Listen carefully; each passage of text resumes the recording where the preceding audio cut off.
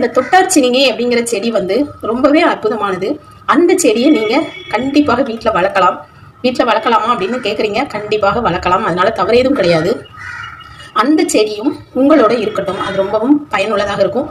அதையும் வேர், அதாவது செடி அப்படின்னா அந்த செடி முழுவதையும் நீங்க கொண்டு வரணும்னு அவசியமே இல்லை. அதில் ஒரு இலை அப்படி இருக்கும் இல்லையா, அதை நீங்க கொண்டு வந்து உங்களுடைய பூஜை அறையில் வைக்கும்போது அதுவும் ரொம்பவே ஆகர்ஷணங்களை கொடுக்கும்.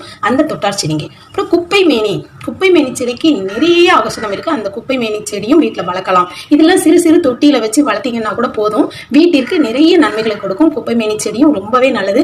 அதனுடைய வேர்கள் நம்ம வீட்டில் வச்சாலும் ரொம்பவே நன்றாக இருக்கும். அதையும் நீங்க செஞ்சு பாருங்க. அதுக்கப்புறமா புதன்கிழமை விநாயகருக்கு அருகம்புல்லும் வெல்லமும் நீங்க வாங்கி கொடுக்கணும். அருகம்புல் மாலை வாங்கி கொடுத்துருங்க. வெல்லம் வந்து உங்களால முடிந்த அளவு 1/4 கிலோ, 1/2 கிலோ, 1 கிலோ அந்த மாதிரி உங்களுக்கு எவ்வளவு முடியுமோ அவ்வளவு வாங்கி கொடுங்க.